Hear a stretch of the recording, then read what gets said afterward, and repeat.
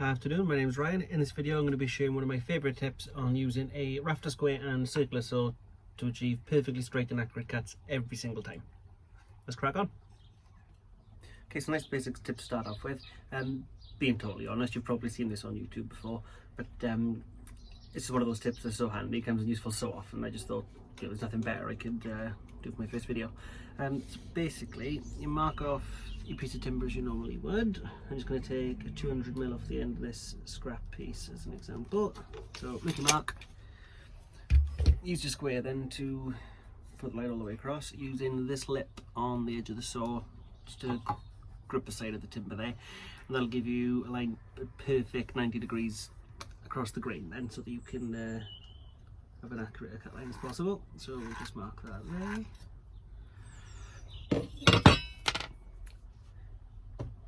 Okay, so grab your saw.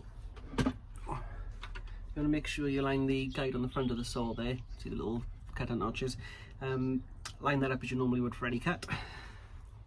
And then once that's in place, you want to get your square again, using that lip on the edge to get a perfect 90 degrees across the board. Then keep the side of the base of your saw tight up against that. That's what's going to give you the straight line. And you just make the cut.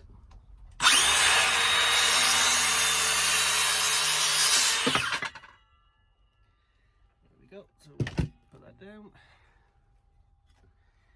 And if we just measure this quickly, this should be 200mm, which it is. So it works really well every time. You can use this for angle cuts as well. Obviously, instead of running across this 90-degree edge there, you could flip it the other way and go along the 45-degree for a 45-degree cut, or something which I've been sort of experimenting with a bit lately. If you use the pivot point to get to a different angle, so I'll just put that to 30 degrees there for argument's sake. You can also use this then to cut other angles, but this isn't going to be very sturdy on its own, because obviously there's nothing actually gripping the timber. So if you're going to try this, you might want to get one of these quick clamps, put that on. That'll keep it nice and sturdy then. That's not going to move while you're making your cut.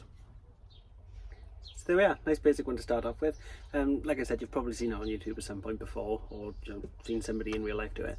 But like I say, it's just one of those tips that's so handy, and I use it so often. I really couldn't think of anything better to shave for my first attempt. I use it all the time. Basically, every time I reach for the circular saw, I'm using that. I don't actually own a miter saw at the moment, so if I'm trying to build something and I need to make repeated cross cuts and make them really accurately, this works perfectly every time. I've never had any trouble with it. Works for basically any circular saw, as far as I know. To my knowledge at least, they've all got this type of base with the square edge. The one I'm using, it just happens to be Makita, just because that's the 18-volt battery platform I chose when I first sort of seriously started getting into DIY and a bit of woodworking a couple of months ago. If you're looking for a circular saw and you want to go down the battery powered route, you really can't go wrong with this one. It's nice and compact, not too heavy, performs really well. Everything I wanted to do is done easily, and the battery life is brilliant. If you wanted to go down the corded route for whatever reason, I know that Evolution do a really nice line in circular saws. With those as well, you get the multi-material blades, you can cut plastic and metal, and you can also get like a guide rail to come with them, which basically turns the saw into a track saw. So you just run it along the guide rail, keeps your cut completely straight and true, and it's brilliant for cutting down sheets of plywood, MDF, OSB, whatever you need to do. Really, really accurate, really, really good. Not too expensive either. Really, really, really reasonable prices with Evolution tools. I said just now I haven't got a miter saw at the moment. I'm really interested in a couple of the Evolution miter saws, and the table saws as well. That's probably something best off discussing in another video. Well, hope you've enjoyed and found it useful. Fingers crossed you've learned something. Like, subscribe, please, and see you next time. Have a good one.